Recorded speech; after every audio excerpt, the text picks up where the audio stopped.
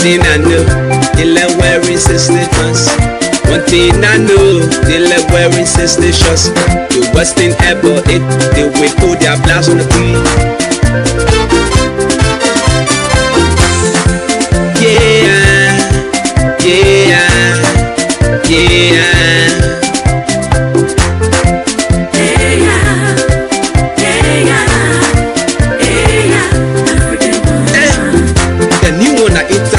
This night is not easy. I don't know that watching or still watching is only a waste now.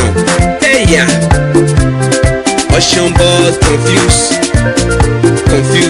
Yana ball confused.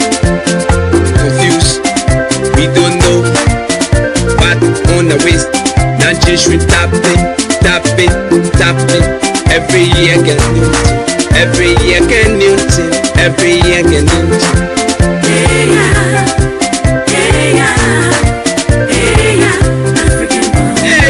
African woman, the Jeff pulling us, we can do nothing for ourselves. Every year, different thing. Just putting coaches on your waist, still watching on your phone. We know that build, woe down. When we hustle, our money, they go behind African woman.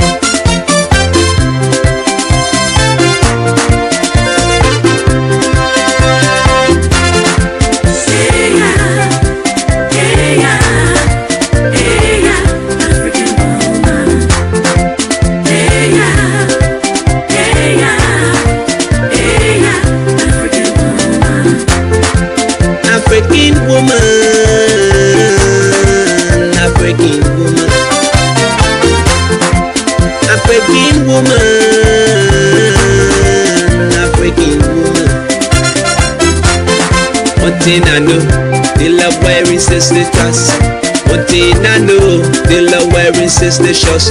The worst thing ever, they will put their blouse on the tunes. Liberian call it tunes, Zaren call it Dumbalo, Abu call it Mampuka, Zabalune call it Daxa.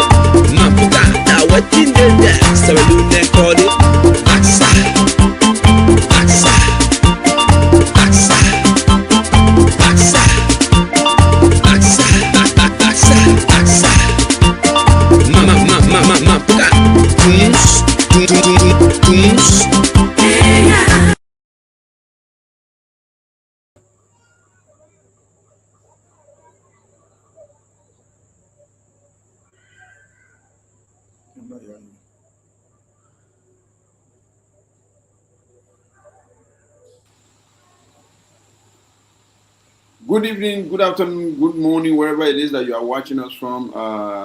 My name is Salia A, and this is Hard Talk. Today we are going to be talking about the national fiscal year budget of Liberia. And, I'm going to be joined by, as you can see on your screen, Honorable Anzu V. Traore, the committee chair of auxiliary affairs at the, All Liberia Coalition Party. And also by Honorable Vani Kamara, the Deputy Secretary for Records and Research for CDC Europe Chapter. But I how do you call it? Brother Vani Kamara is going to take a little bit long time, or maybe he might not even be able to join us because he sent me a text that he has something that came up, so he might get delayed. And if he is able to finish whatever it is that he's dealing with, he might be able to join us. So if he is able to join us, then beautiful will be, it will be very very good. Brother Ansu Traore, how are you doing? Can you hear me? Yeah, greeting brother Salia, and again, and greetings to the listener out there. Greatly, I'm doing fine. Beautiful, beautiful. Guys, please go ahead and like the live and please share the live into various groups so that we can have more people joining in. And if you're not following us, go ahead and follow the page. So yeah, that is it. I talked with Brother Vani, and he told me that he was in the middle of something, which was somewhat surprising. But okay, I think he's already here. Wonderful, wonderful. This is beautiful. Mr. Kamara, welcome in. How are you doing? Should we give you a couple of minutes to settle down? Yeah, shortly. All right. Okay. Sure. This is good. We are getting all prepared. That's how it's supposed to be.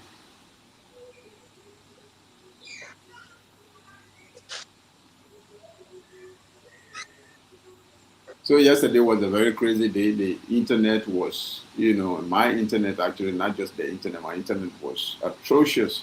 Yesterday, I couldn't do anything. We tried to get it up yesterday as planned, but everything was horrible. So again, out there to the audience, we are very, very, sorry. Um, Hopefully, our settings, network settings, uh, technology or technicalities, all those things will start getting better as we move forward with this program by the grace of God. Especially like today, hopefully today will be much better. Because this is exactly how, yesterday, we started. It was perfect when we started. All of a sudden, everything just started going down here from there. Yeah.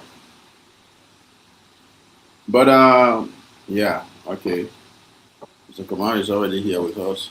Guys, please go ahead. If you have not liked the live yet, please go ahead and like the live. It will make more people to know that we are on here so that they will come join us. Um, so, Mr. Kamara, welcome in. How are you doing? Oh, okay. I'm on now, right? Yeah. Oh, okay. Rosalia, let me say good evening to you and good evening to our many followers out there. Let me say, let me extend my heartfelt felicitations to Brother Ansu Traore. And I also want to say to our followers and the audience, we are very, very sorry for the unfortunate situation yesterday regarding the internet service. Thank you again for hosting us, trying your very best for us to come on. The pleasure is all mine. This is exactly what we're supposed to be doing. But yeah, so we're gonna have to, since we didn't go far yesterday, we'll just start the whole thing, everything over, just like yesterday, so that for educational purposes, for other people that are watching. And I'm gonna remind you guys, just like yesterday, please try to speak as much simpler English as possible for the better understanding of our audiences, right? So yeah, what is, again, anybody can jump in first, but my first question is, what, to the layman, to the common Liberian today, what do you understand by the fiscal year national budget? What does it mean? Please, guys, can you guys just explain it in simple terms, in simple English? What do you understand by the fiscal year national budget? Be it 2026 or 2000, the year doesn't matter. But what does it really mean? Because this thing has been on the news like for almost a month now. Everybody's talking about it, but there are a lot of people that don't really know exactly what it is. I want you guys to break it down for us, please. Can I Honorable. first? Okay. Huh? Can I go? Of course, sure, go. Okay. Uh, like Like I stated yesterday, I, when we talk about budget, uh, especially when it comes to like fiscal budget, we have government projection of revenue collection. I mean, criteria is very simple. I mean, we are talking about, I mean, expectations, planning, because budget is about, hello, can you Yeah, hear? Mr. Kumar, I'm getting you, but I don't know why you're breaking. You kind of breaking in. Oh, sorry. Like I said it is about projection and that of planning. So because if you don't plan properly, even if you have a projection, you might not meet your target. So the underlying factor, the first premise here is planning and that of the projection. So if we want to bring it to Marco level, we are talking about uh, our expectation of getting money. And in expecting to get this money, we got to do a lot of planning, put a lot of things together, and work around so we can be able to raise this money. And in the future, again, the whole country depends on this money. So budget is about planning, projection, and execution. Wonderful. Brother Traore is on you. Yeah. Greetings again. And the budget, and in the layman understanding, is that, for example, is something that has been planned, but that plan has to do with and thinking something that you're expecting to get, and you're expecting to get, but you got to work and towards it, how to achieve, and what you have put it down, you have jotted down, how to achieve it. You as a person got to work towards it.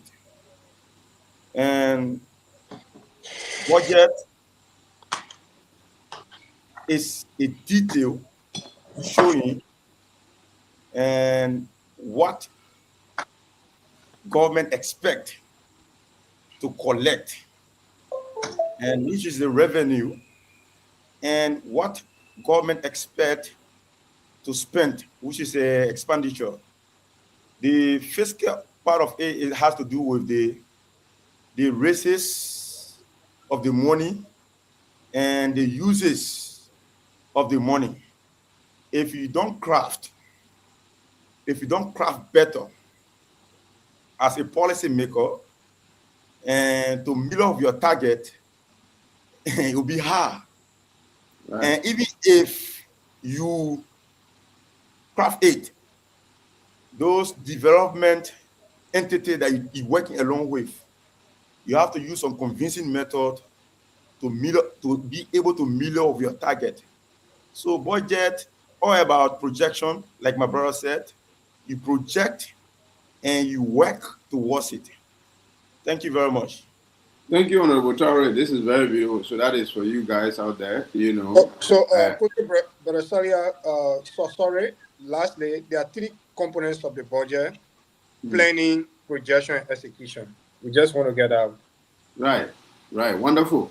The two of you agree on this. This is one of the very few things I believe you guys are going to agree on, and I just want for the people out there to understand, like, this is very, very important. Even I myself, the first time, when they talk about the budget, the first thing you hear, when you hear about the national budget, you just feel like, oh, this is like the money that the government has, like the country has.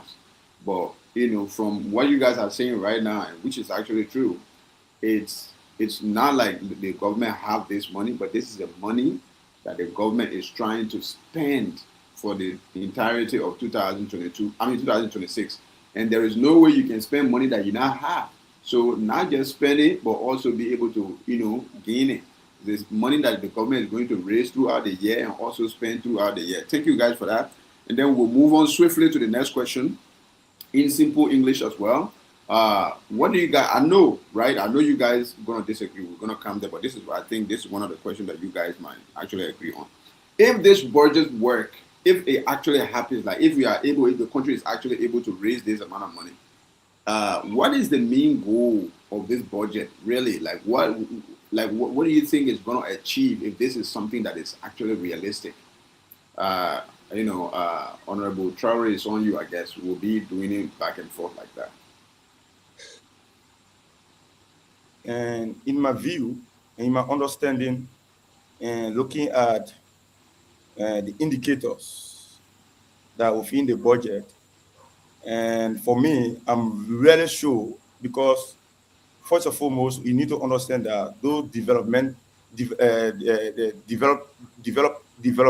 partners have started already and paying attention in supporting the current budget. And you might not agree, but this is a and something that is in the information that is in the public domain that the European Union have even pay an attention given 8 roles in terms of providing almost 21 million to war to support this budget. So for me, in my view, I know that this budget is realistic because the indicators we have not even reached to 2026. We have a few days to reach there, but people have started meeting up with their commitment. So I know that and it's realistic from that point of view. So if I know that the budget is going to do a lot of things, because in yesteryears, if you look at the LDA and the agriculture and the health, the what have been allocated over the time. Yeah, who even go to LDA, who even go to get 2 million. And 2023, we ought to get $2 million. But today, their budget almost around 7.5 million. And that is a clear manifestation that something good toward that because you know that to fight drug in this country is not easy. To fight drugs, it is a collective work and it should be supported by the national budget. And now to show you that this budget and the LDA advanced so fast under this budget, and almost they're getting almost 7 million plus. Agriculture getting almost 13 million. Health almost 100 and plus million. So the budget is going to do well, and it will also address the social well-being of the people. So there are a lot of things in the budget, in short, that the budget is going to do an extremely well in terms of sustainable economic development. And even roads, local roads is now ongoing and will continue next year. And there are allocations there toward this road connectivity. So I can tell you for free that the budget, it means well. But when we go in details, those indicators will be provided. Thank you. Automatically, Mr. Komara, just jump in. I think the question was, what is the goal of the budget? That was Yeah. the question. But I hear my friend talking about this agency, this ministry, and this agency. The purpose of the budget is just very simple, right? It is the purpose of the budget is there to boost or enhance infrastructure development, good governance, and economic development, the social well-being of the people. That is the goal of the budget. Any budget that go contrary to these things that are just listed, that thing should not be considered a budget. It should never be considered a budget. If a budget does not take into consideration the social and economic well-being of the people, if the budget does not take into consideration the infrastructure development of the country, if the budget does not take into consideration the governance system, the smooth running of the governance system of the country, if the budget does not take that into consideration, then that instrument should not be called a budget. So in short, these are the goals of a budget, and Liberia's 2026 draft budget or approved budget is of no exception. Right. I just want to say this. I think that you and Honorable Traore just said the same thing, but you guys are using different, form of English, right? Because, like I said, I want the entire conversation to be made for the common Liberian man that is not used to the vocabulary words that politicians use all day, every day. Because I believe it's one of the main. Rasalia, Yeah. and I'm asking indulgent. So my brother, hear me. You hear me talking about social well-being of the people. You hear me talking about referencing sectors. And but the bros like, I hope that this should not be like is combativity. No, it's about basic education. No. No. But It's okay. Even listen, Brother Traore, even if it is combative, you should expect it. I mean, I don't think there is anything wrong with it. If you guys disagree, you can be there can be somewhat of cooling and holy, but with respect, of course. So I don't see any problem with being somewhat a little bit disagreeing with one another, because that's the whole reason why we are here, because we have different opinions, even though we all want the same thing from Liberia, but we have different opinions about the situation that's going on in the country. But anyway, moving on swiftly, right? What do you think is different from this budget compared to last year? And if you don't want to talk about last year, you can even take it back to 2023, but meaning last year, because this is the first time the budget, the fiscal year budget, I keep saying the fiscal year budget have reached $1 billion mark. So, reaching the $1 billion mark for the first time, what do you think is different, or what is new about this budget compared to the previous ones, especially the one last year? Honorable Kumar? Yeah, but thank you for that brilliant question. For me, I'm not very impressed by the figure. I mean, 1 billion. Like I hear many people say, I'm not impressed by that. And like you said, what new is in this budget? But let me say this for the record: the only thing new in this 2026 draft budget is that the nomenclature, of the figure has changed. Let me repeat myself or reiterate. The only thing new is that the nomenclature of the figure has changed. What do I mean? In 2025, we had around 880 million. That was million. And now we are talking about billion. That's the only thing that changed in this budget.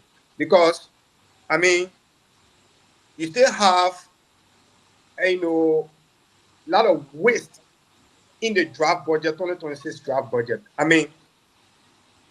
When the amount or the projection of the budget increases, the increment is relative to that of the big guys' salaries and benefits increasing. So for me, if you ask me, I think that is the essence of this debate. What is there for the Liberian people? For me, I see nothing new in this 2026 $1.2 billion budget. I see nothing very substantial or something very massive for the Liberian people. The only thing that happened is that some of the big guys in government budget increased relative to the overall budget of the country. That's what happened. That's the only change. But I see nothing good in the interest of the Liberian people in that budget. I see nothing good, to be frank. And we'll go into the nitty-gritty of the issues. With regards to the ministries, with agencies, and that of the president budget, because it is very pathetic, very disheartening that the president of Liberia budget surpasses the Ministry of Agriculture. Because I heard my colleagues talking about Ministry of Agriculture budget. The president's budget surpasses the Ministry of Agriculture. A whole sector. So it's how can you say something? Honorable Kamara, can you elaborate a little bit? What do you mean the president budget? Yeah. You mean his salary? No, I mean the Ministry of State for presidential budget is in 15 million. Okay, it's more than the agriculture budget. Agriculture, and agriculture is the first pillar of the arrest agenda. The arrest agenda is agriculture. The president of the Republic of Liberia is a former minister of agriculture. Right. So we consider agriculture to be his terrain, to be his field. I mean, to be a sector that he is familiar with. So if the president cannot do well in agriculture, he's doomed for failure. And allotting $13 million to agriculture, and it is just 9 million. And let me be clear. Ministry of Agriculture has just 9 million. For the sake of the audience, it's just 9 million. But you know what makes it 13 million? Because they added carry. Because I think you know about carry. They added LACRA budget to it. LACRA, carry, they added all these things that raised it up to 13 million. But Ministry of Agriculture is 9 million. So the president budget surpasses the Ministry of Agriculture budget more than 6 million. Then you're talking about this budget is in the interest of Liberian people. But you know what agriculture does in an economy.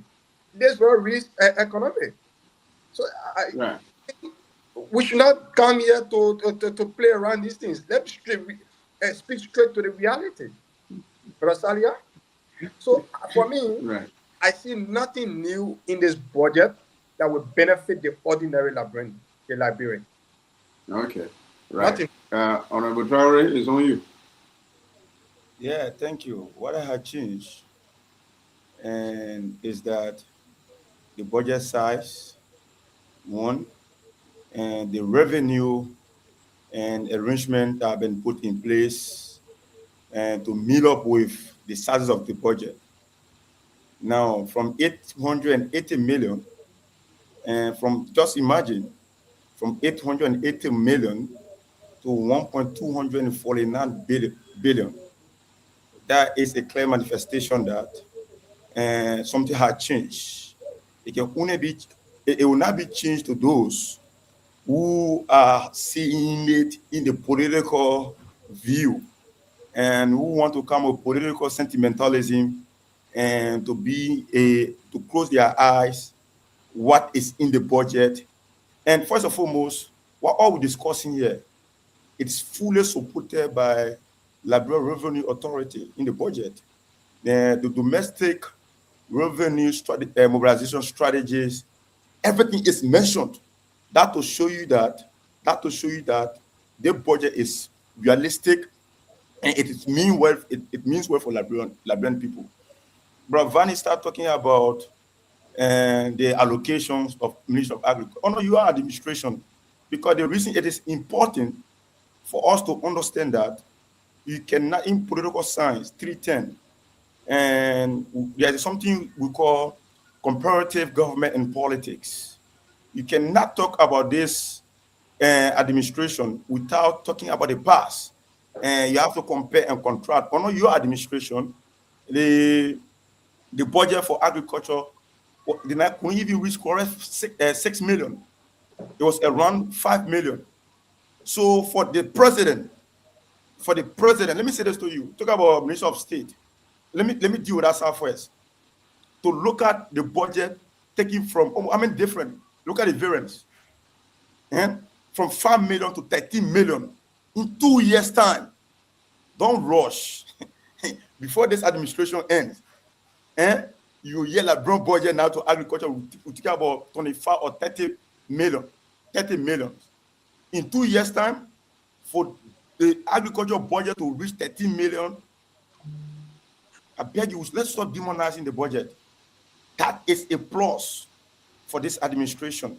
It is a plus for this administration. Now you talk about the president budget. The president budget, the president trip, it's added to all that budget. All the traveling he's doing, it's added to that budget. One second, Honorable Traore. Honorable Kamara, if you want to take a few seconds off, you get off your camera. You can get off the camera and then you stay remain there. And then you can do whatever you want to do. I want to get my power bank. You can continue. Yeah, okay. All right.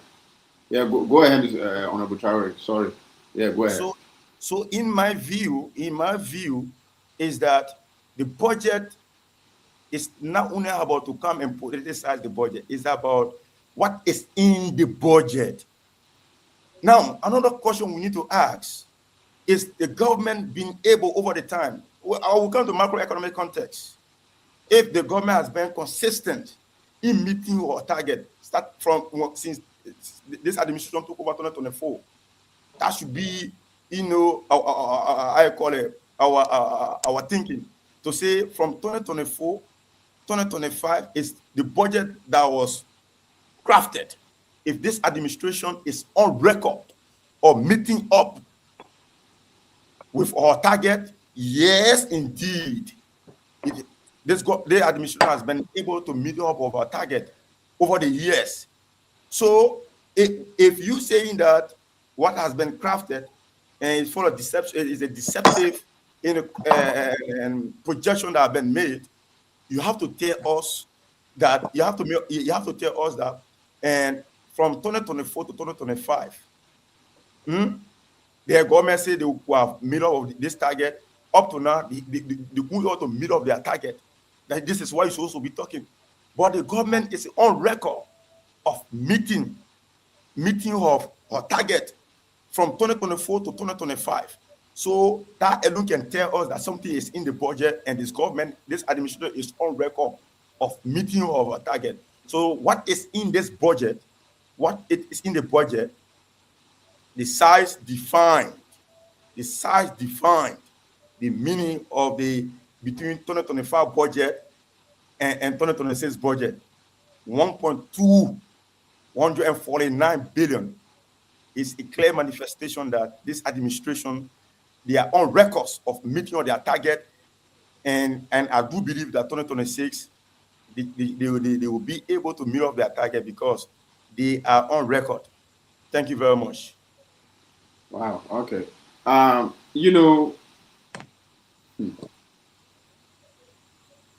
What I understand from the budget is that, or one of the things that I really like about it, right?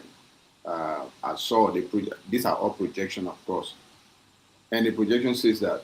The document says that 94%, at least 94% of this particular budget is going to be, excuse me, what did you say?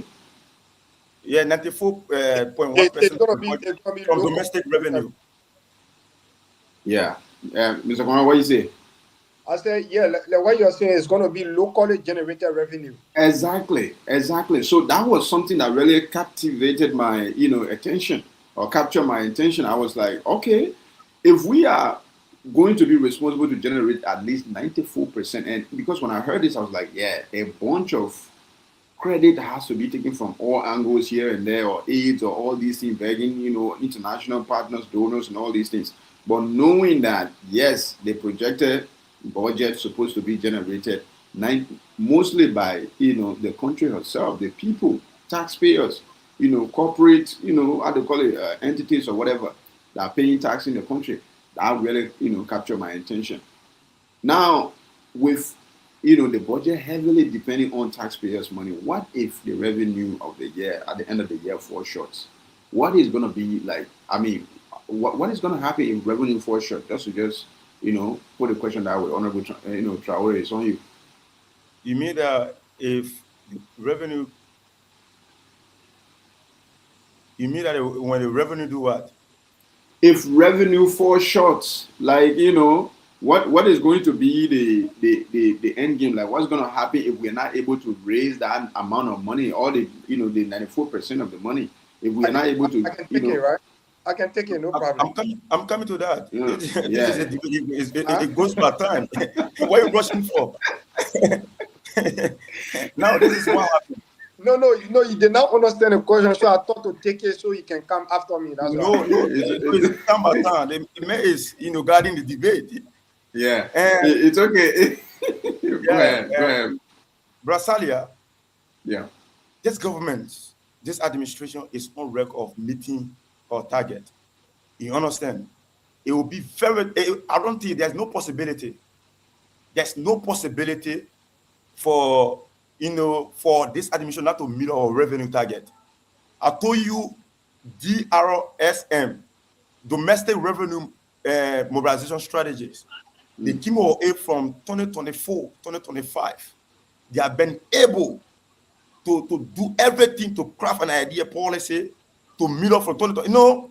Before you even and even come with that kind of caution, you have to know the revenue, the Liberia Revenue Authority, they are the arm of collecting the resources and collecting the revenue of the of 80 or 90% of this budget. Right. Everyone saying, okay, let me just say 94% or 99% of this budget, the Revenue Authority, Liberia Revenue Authority. So they are on record. They are on record. I know that fully that. In fact, that is not a question that it will even ask. The people are on record with their target. Honorable Traore, I understand what you're saying. Like, you 100% believe that there is no way that revenue will fall short with this projection. But we are saying, what if? We're looking at the probability. What if it happened? I understand your confidence in the budget. There might be a lot of people that even believe the same thing you are saying, 100%. I even might. There are a lot of people. Most people in Liberia believe in it, especially people that are, that believe in the government, and that is a lot of people. But I'm saying, what if what you are expecting, or what if your equation is telling you, what if that doesn't come to reality? What's gonna happen? What is gonna be the end game then? But you stay okay. I can still put in this way, right? This government is on record of having a very good relation with our international partners, the IMF and the World Bank and the European Union. And let me say this to you first, to show you that the government, one of the reasons that made the government is having a very good relationship with our international partner is that, and President Weah alone, because Madam Sally could leave a power 2017, Liberia debt rate was around 1 point something billion. You understand? 1.09 billion. So unfortunately, and when President Weah came, he increased the budget to 2.08 billion. So he left, he alone, because Madam Salif, the comparison here is the two terms was only around 1.09 billion Liberia debt rate. Well, at that time, 1.09 billion. That was the Liberia debt, portfolio. When two terms now in power, when President Weah came, his 6 years, the debt rate claimed to 2.08 billion. So the 6-year time, and he alone, debt rate was around, in the 6-year time, he alone, debt rate was around 1.33 billion. 1.33 billion in 6-year time. So because of the good relationship and the hard-working finance ministers, Augustine A. Gaffon was able to meet up with, paying some of the debt that we as administration left this government with.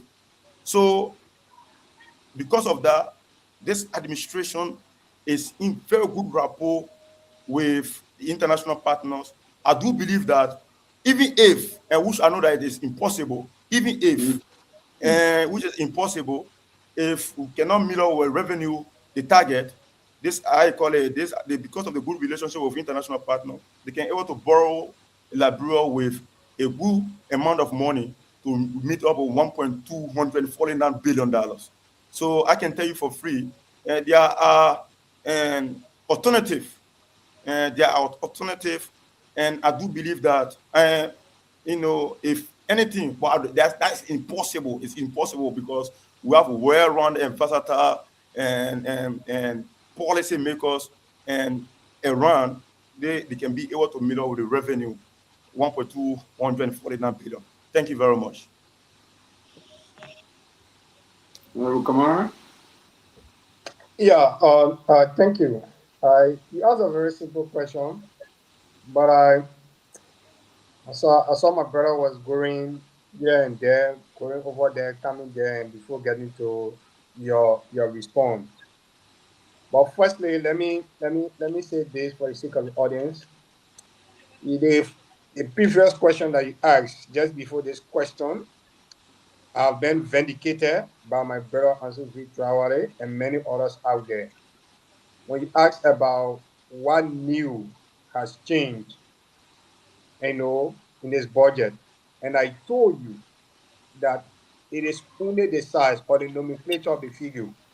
And when you told Brother Ansu Traore who is defending this budget, when you ask him what new is in the 2026 draft budget, he repeated the same thing I said, that the budget size has changed. Besides that, he said nothing else. So let's get that off our back. Let me progress. I also hear him. He also tried to play around the question that was asked, going here and there to domestic debt. Let's be real. As a student of economy, no country in the world can escape domestic debt. No country in the world. Even America that have trillions and trillions of dollars, no country can escape domestic debt. Because there will be companies, right? Or Mm. even individuals that will be offering services, for the government. And many of these services that people perform for government, individuals perform for government, many of those services are pre-financed. So when you pre-finance a service for the government, for the government to pay, it becomes a debt. So domestic debt, forget about that one. Joe, we are owing domestic debt. Let's leave that one. That should not be an argument here. Now to your question, my dear brother Salia. Your question is the shortfall of the budget. I just want to get some things clear. If the budget falls short, why the should I'm of the conviction and realistically that there is nothing very good in this budget that will impact positively the life of the Liberian people. But in case if this budget falls short, there are some remedies. I mean, budget shortfall, budget shortfall is conventional. I mean, this will not be unique only to Liberia, right? Like I hear my brother saying we have to go borrow. No, we don't have to borrow. Budget shortfall is conventional.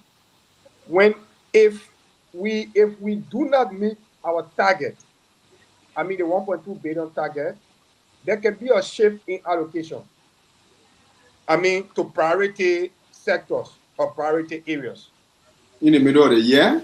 Yeah, there can be a shift. It happens this last budget year. He said where the Ministry of Finance did that in 2025 budget. They did shift in allocation in the middle of the year. It can be done. So if we realize after quarter one is the first 3 months. That will be in March. After quarter one and quarter two, if the NRA sees that they cannot meet the target or they cannot go half of the billion, and when we are in quarter two, I mean the smartest thing to do is to do shift in allocation. And the shift in allocation can be because mind you, Brother Salia, Mm. let's say for example the president's office, right? I don't know what type of danger the president is in or why his office needs so much that his office has been allocated 15 million. So let's take for typical example that the office of the president has been allocated over $15 million. If we are in quarter two, at quarter two of the year will be in the budget year will be in June. Well, if we are in the second quarter and LRA has not raised up to 60% of the budget and we are in the second quarter, what you do if the president office has not received up to 10 million, it take 3 million for them to go to priority sectors. Why the president needs so much? The man who's saying around wheelbarrow to go to work. Why he needs so much? Does the president need correct 15 cars in his convoy? Is it necessary for the eighth worst country in the world and for the fourth hungriest country in the world? Is it necessary? No. So my brother, he talking about we should go and credit. Brother Salia, But Ansu Victor being very disingenuous to this conversation. The man said, Joey left domestic debt, Joey left domestic debt. He said when there's a budget shortfall, the international partner trusts the government, so they should go credit. So they're not debt there. And what kind of analysis is that? You know, listen now. But to your credit, he insisted that the budget is never going to be, there is never going to be a shortfall. No, I you just like, said you right, said in an instance where there's a shortfall. That's why you told him, right, right? yeah, In an instance where there's a shortfall, he said they will go credit. And then a few minutes ago or seconds, you were criticizing somebody who left domestic debt. Then you talk about the going credit and not debt. I mean, the right. brother is very disingenuous to the conversation. Anyway, let's move forward. Right. And again, just a few seconds, right? Because again, you guys talk about some of the payment of the domestic debt. And I saw that also in the document, and I was like, this is good. Paying back some of the debt, because this is the first time in a very long time that I've ever hear our government talking about paying back some of the debt that we owe. And listen, you just said it here, Mr. Kamara. Almost every country in the world has domestic debt. Everybody credits it. Today, the world moves with credit. And but if you are going to credit and you don't have a good credit score, what is a credit score? Like you don't have the reputation of paying back. You don't know how to pay back. You never pay back. Nobody will ever give you, listening ears. The moment they see you coming, everybody will just turn their face the other way around. So it's I think when I saw that we are going to be paying some good amount of money as payback for some of our credit, I was like, okay, this is something that is worth looking at. But anyway, there were a lot of allocations, the how they call it, monetary allocations, of course, to different sectors. And some of the one that really stood out for me was the salaries, the government, workers' salaries, meaning the senior government officials, appointees, or ministers, how they call it, lawmakers, you name them, and about 350 million United States dollars will be just for salaries alone. And out of that 350 million dollars, if I remember correctly, about 70% is for about 70%, which is about $230 million, will be allocated for salaries for ministers, deputy ministers, and how they call it, managing directors, just government appointees. So I mean, I kind of feel like it took a huge chunk of the entire budget. And my question here is that it just be like, um, if you were to allocate this budget, how much of the budget would you have allocated for salaries for government officials, like senior government officials, and how much of the budget will you have allocated to let's say, for example, education, or even agriculture, the one that you just mentioned, Mr. Kamara? Between those two, let's just deal with those three sectors. I know we could talk about other things, or we can make it even four sector. We can add the road, infrastructure there, road development rather. We can add that there. That is road. That is education and salary. Let's just deal with that. How much will you, like allocate to those sectors, respectively, of course. Mr. Kamara is on you. Yeah, thank you so much, Bresalia. Bresalia, this is where my disappointment comes in with this budget. I mean, this entire budget, this is where you see my disagreement comes in, my disappointment comes in. Of the 1,211,000,000 budget, Mm. Bresalia, if you go the first 3 pages, the third page of the 2026 budget, where you have the preface, right? Mm. The budget, it is clearly stated that $929.6 million is used for recurrent expenditure. $929.6 million. Let's break the one down for the common Liberian. You Right. got $1 billion library. You say 900 plus 29.6 is used for recurring expenditure. Recurring expenditure means no development, nothing there to take care of the people level. The recurring expenditure means they paying salary, they paying gas coupon, goods, This is something that will keep happening, repeatedly. Thank you. Yeah. Administration and run of the government. That's recurrent expenditure. That is why government disappointed in that. So I that's what actually beats my imagination when people say this budget is people centered. How can a budget be people centered when almost almost 76.7% is on the Ministry of Finance website. 76.7% is used for recurrent expenditure. So you just have how many percent left for real sustainable development for Liberians? How many percent left of this budget? None. Sustainable development, none. So, like you said, I think the government will have to really work on the issue of waste. Like you see, because this recurrent expenditure, just imagine that the national legislature is working away with about 51 million. So this 51 million, you talking about somebody is taking like 2,000 gas late, 2,000 gas every month. But I study for going heaven's sake.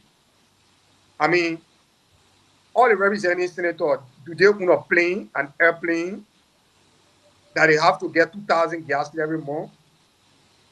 Do they own an airplane? I'm confused. So some of these people, they don't even exhaust that 2,000 gas before the month end. They still have remainder. That's a waste. The gas should be cut down to 50%. These are the things that are increasing the recurrent expenditure. You understand? So, in order for this budget to work in the benefit of the people, I mean, up to 50% or even more should go for sustainable development, sustainable economic development in the interest of Liberian people. More than 50% should go towards that. Sustainable infrastructure development. These are things that we should be talking about. But if up to 76% is going to recurrent expenditure, then where are we heading as a country? But Vani, I definitely agree with you on the salary issue and the fuel, airtime, and all these other allowances. I think it's complete bogus. Literally, I've talked about it on this page here countless time, and I will continue talking about it. I believe that we are one of the most expensive governments in Africa. Like, we really pay our officials way more than other countries. Other countries that are doing way better than us. I agree with you on that. But regarding the recurrent expenditure, like you just said, I don't think all of the recurrent expenditure is just about salaries. Some of the recurrent expenditure that I think it's expenses or expenditures on agriculture, on healthcare, and other.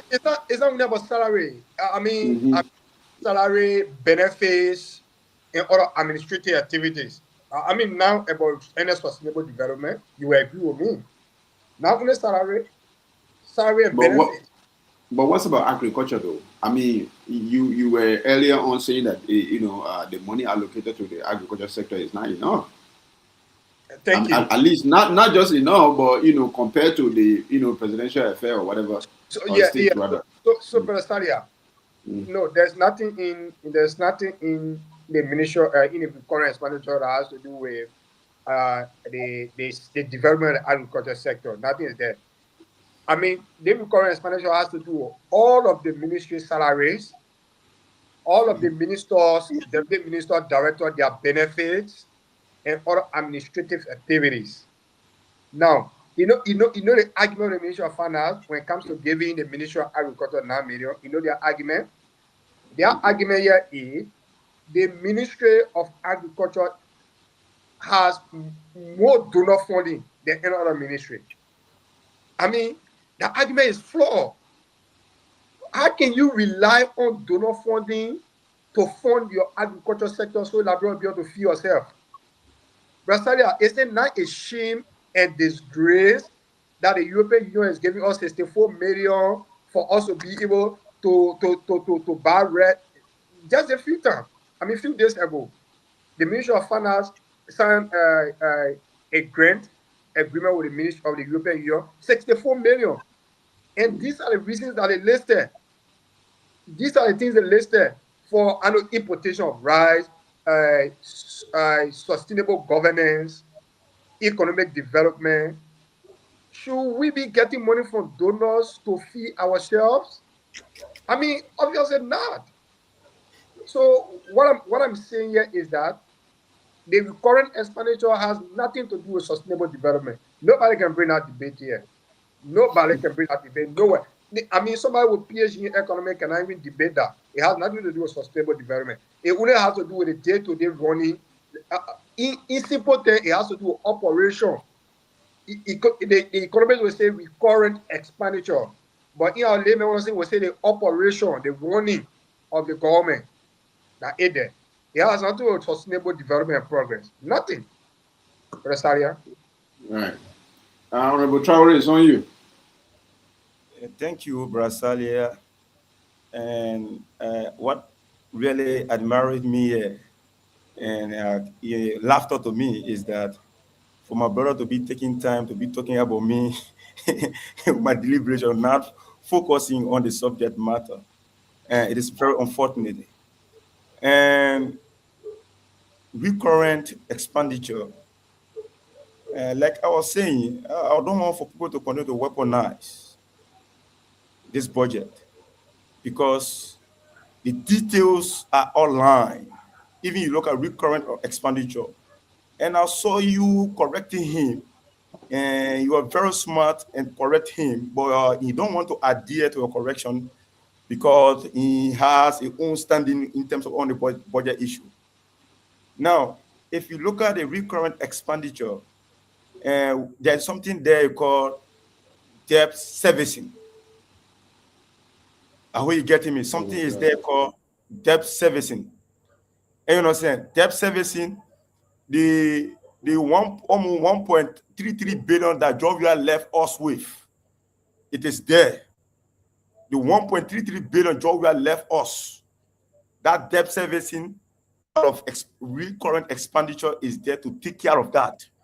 Not everything like the 923 billion going to recurrent expenditure.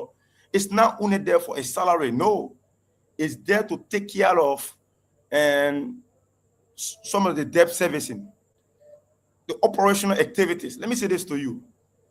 It is very disingenuous. Well, let's look at other countries. You know, we have to be like thinking outside the box. Let's be sincere to the conversation. If you look at the other region, their recurrent expenditure is wow. Their recurrent expenditure is around 30, 25, talk about 300 to 17 billion recurrent expenditure. It's around that. So it's not only limited to salaries, no. Like the brother I call it Brasale, he was trying to collect Bravani on the issue of limiting only on salary on government operation. No, it's not only that. Agriculture, health, the ministry of finance. You see? So for you to come here to say, you know how many the government is paying every year to mirror debt servicing? Almost 400,000. 400,000 to mirror of debt servicing. You see, to middle of it.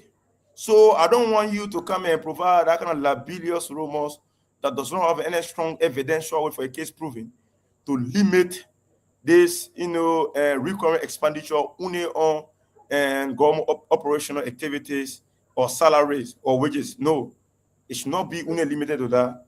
Government got to meet up. Government got to. No, let me let my thought. Government got to meet up with the debt servicing and also be able to, let me say this to you, and a good government cannot be run without a good funds operational support. Without that, no government can be run without a good fund operational activities. You have to be able to support the government.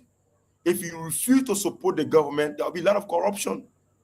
And let me say this to you, even at that, we're talking about. But can I come in? Bro, Australia is not here, but you just Vanny cannot cut me off. You spoke more than 10 minutes. Permit me one. I will soon be concluding. The government, I call it, those civil servants and ministers that have been well paid, they themselves have I call other obligations to meet up with. They have people to pay their school fees. They have people on their scholarship. If they are not well paid, it will also affect the economic, conditions of the country. So, if, for example, now I'm an assistant minister now, and for example, my salary is very low and cannot meet up with my, those people that are sponsoring him. That is a circular flow. So, Bransu, thank you for the circular flow, right? That is from the government to the financial institution to the family and all these things. Thank you for the financial flow, but we want to be realistic here. But let us be real to the point. The point that I made earlier, right? I don't think it is necessary for you to go back. No, I'm not going back. If you say you want to go back, I would like to go back to it again. No, I'm not going back. I just want to provide clarity on something. I said, and the audience are watching us, that recurrent expenditure has nothing, absolutely nothing to do with sustainable economic or infrastructure development. Recurrent expenditure has absolutely nothing to do with that. You talk about servicing of debt. The servicing of debt has to do with anything that has to do with any sustainable development. Can I do an inquiry in terms of supporting circular flow? So what is your definition of economic development? What is your definition of economic development? If you're saying that, listen to me now. If you're saying that and you acknowledge that, yes, indeed, you have acknowledged that, yes, indeed, those ministers and the civil servants have been well paid, they have been well taken care of, and they are going to support the circular flow. Are going to have a positive implication on circular flow after acknowledging that. And so those who will be receiving, scholarship funds, those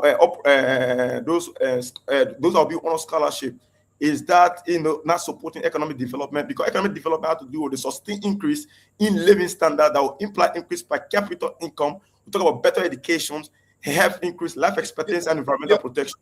Under that, the circular flow is going to have. They need to lead the debate. The circular flow is going to have a positive.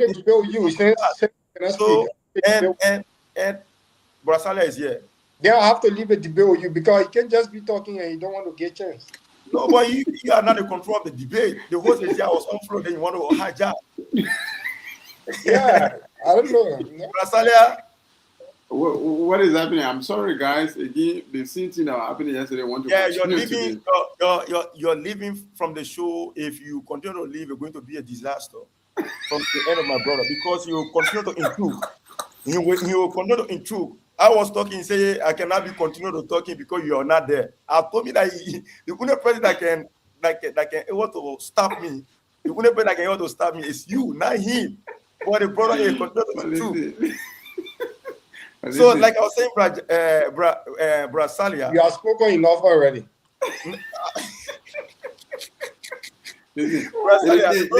Sometimes I will say this, right? Sometimes, even if I'm not here, two of you can still have a conversation, disagree with one another. You will not give me chance. You will not give me chance. He wants to speak 2 hours. That's the point. You have to give each other a chance. You look at it, you speak for about 60 seconds, 120 seconds, the person gets something they want to get off. Right. Yeah. Okay, that is the rules now, right? That is the rules now. Because I don't want him to control the host or either me. Because I want the entire thing to be balanced. Right. Yeah, I want for the entire thing to be balanced. I don't want control him. But if you say so, okay, I would appreciate if you can allot time between us. Yes, I would like for you. No, I'm monitoring it. You know, if you talk more than the time, you know, I'm expecting, I will definitely try to interject. I'm always Okay, monitoring. can I conclude in one minute? Yeah, Are you sure. Go ahead. I'll be happy because I didn't hear. You know. Okay, in my conclusion, I said there'll be a circular flow. Even the way in which recurrent expenditure is fully supporting the debt servicing in the financial year or fiscal year 2026, because the debt servicing can go meet up with it is part of the recurrent expenditure, the debt servicing. So I don't want Brother Vanny to come here and only limit the entire recurrent expenditure to salaries of civil servant or government officials. It has to do with also taking care of the debt service, the 1.33 billion that Georgia left us on with. So government got to take care of that. And another thing here is, Bravani has acknowledged that in your absence that the even paying salaries, it has a positive implication on circular flow. And circular flow, horses, those that will be on the scholarship of those government officials and government officials, civil servants that will be providing and those basic needs for their people. Because if their people are not well taken care of, if they are not well taken care of, they will not be able to meet up some of their home activities, some of their expenses. But you have said all these things.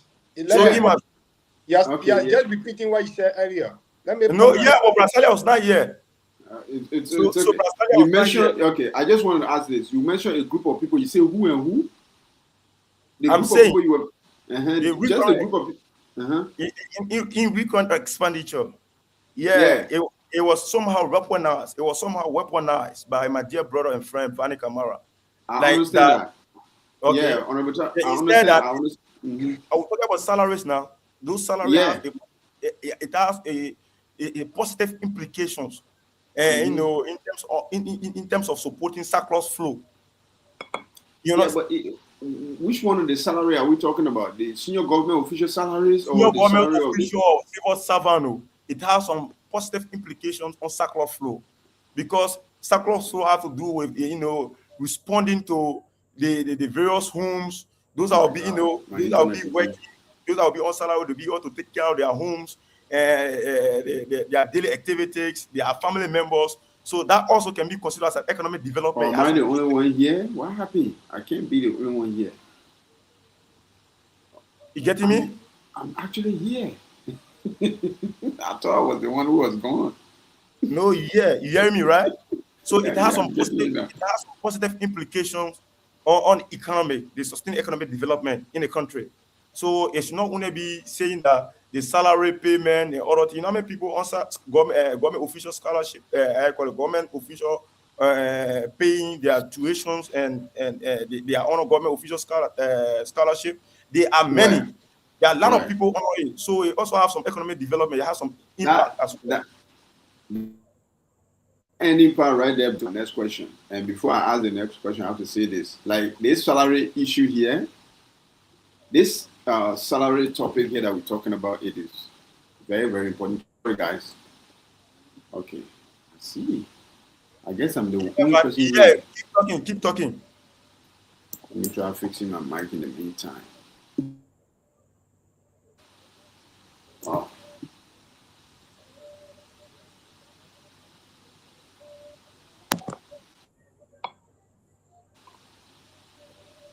Hello, guys. Can you guys hear me?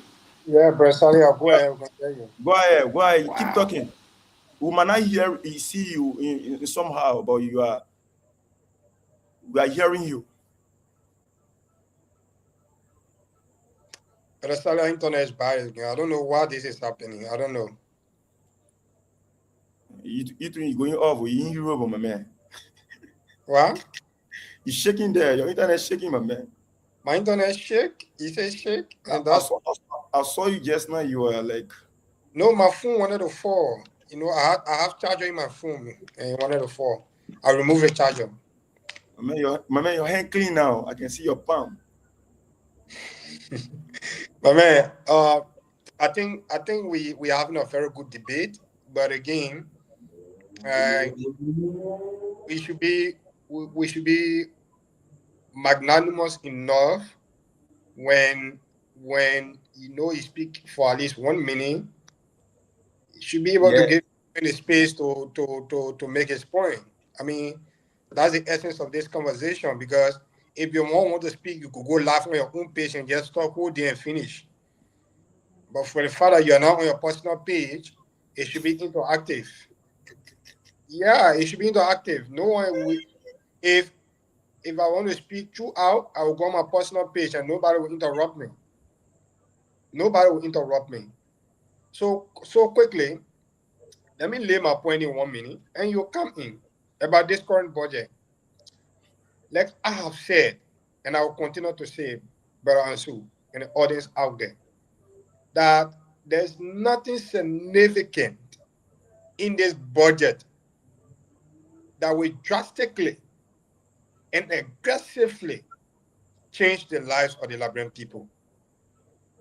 The only thing that's happening in this budget, I mean, different from the 2025 budget, is that when the budget size increase, the salary and benefits of top government officials also increase. But Traore, I don't know if you are a civil servant. I don't know if you are, but we remember in 2023 during the election, one of the major campaign promises of this government was there will be increment in the salary of health workers and other civil servants. Have there been any increment? One of the major arguments of this government have been harmonization was very bad. Some of his salary were cut into two. This government is going to work on it. Has there been any increment in the salary of civil servants? If you are, then you'll be able to answer that question. And sincerely speaking, unless if you don't want to be sincere to your conscience, there have not been any any addition to the salary of civil servants. And more to that, Brother Traoré, in this current budget, the government, the asset recovery, on the government said that the asset recovery will contribute 10 million to the 2026 draft budget or approved budget, right? 10 million. I mean, how is that realistic? The asset recovery is just taking people to court every day, people to court every day. They are not even talking about adjudicating one case. And here you're talking about Joshua bring debt, Joshua bring debt. There will always be domestic debt in any government.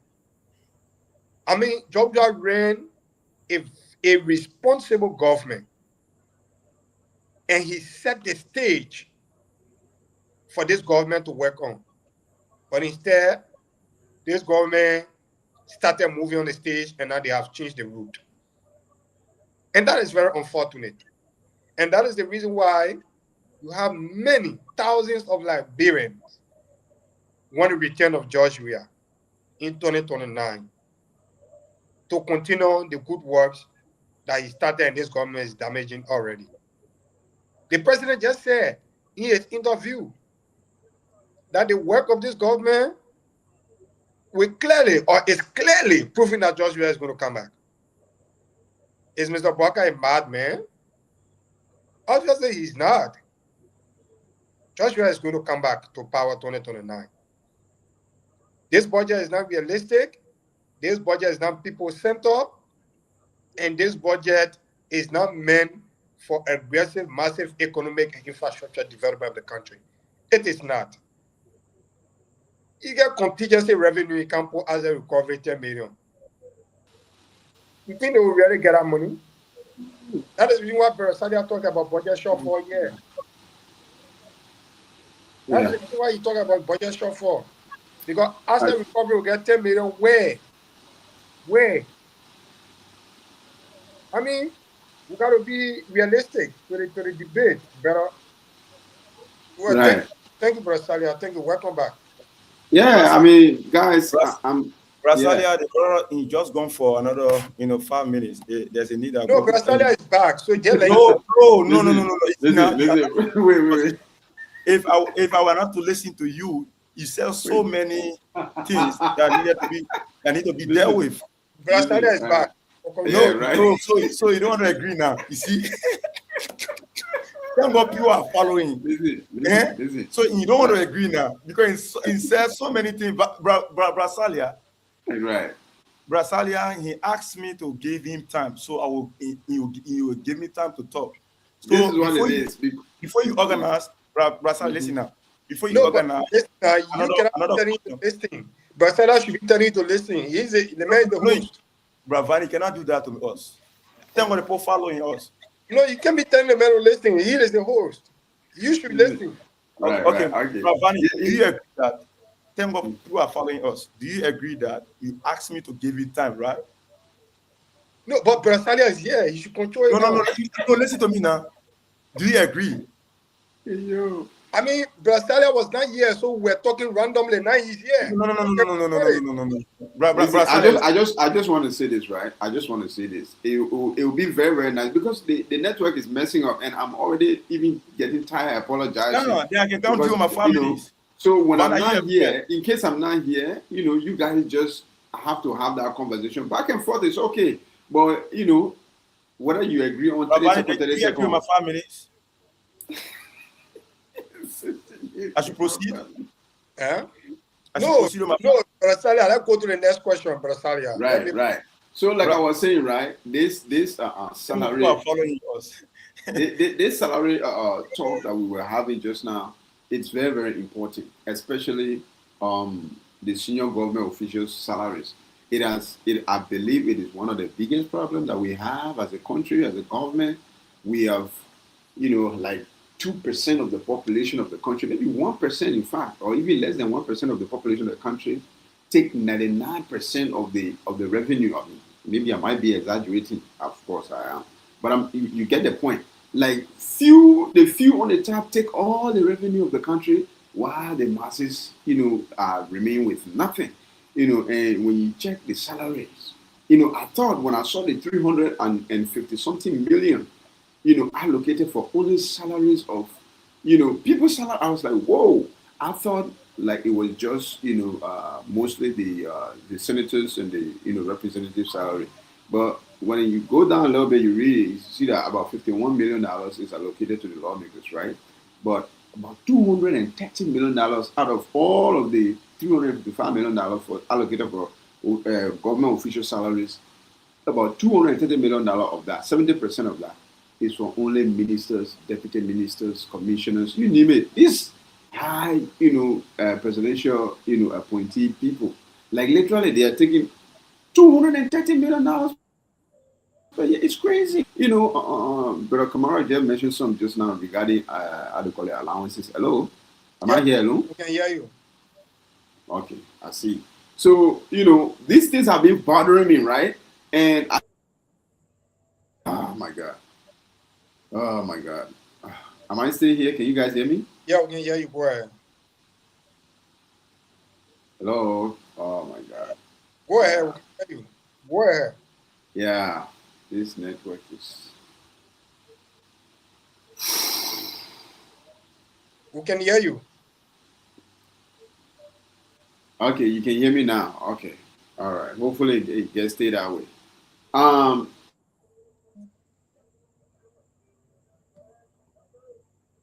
Francis, go ahead. Go ahead because you wanted to come in today. Brother Salia is gone. Yeah, you know what has been misconstrued by you, Bravani, is that we have almost 67,746 civil servants in Liberia. 67,746 civil servants. Do your due diligence. How, how much do you think each of these civil servants need to be paid every month? That is included. That is included in the budget. Now, we have ministers that need to pay for them to meet up their, I call it, operational activities.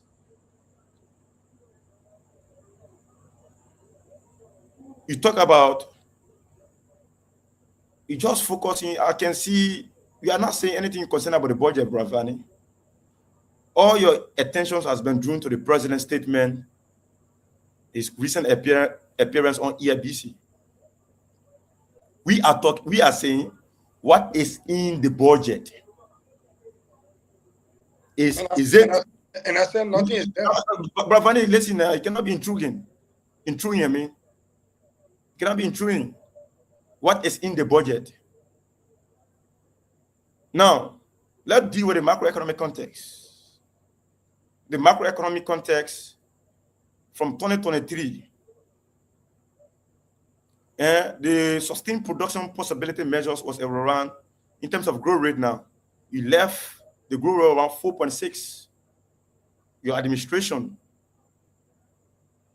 2024, sorry, the growth rate came back to 4.0. What is true that there was some level of instability. The government just came to power. They could know, there was some level of fluctuation in terms of inflation and other stuff. It dropped to 4.0. In 2025, when government was stable, they came back to 4.6. The same 4.6 left from 4.6. In 2026 is expected to grow 5.4. When the government took power newly, there was some level of instability. The high level of debt, the level of the administration with. Some civil servants were now really taking pay on time, because if they were taking pay, like what we're talking about, Cyclops flow, will have some positive implications. Nothing. Now, in 2025, it's expected, in 2026, sorry, it's expected to grow 5.4%.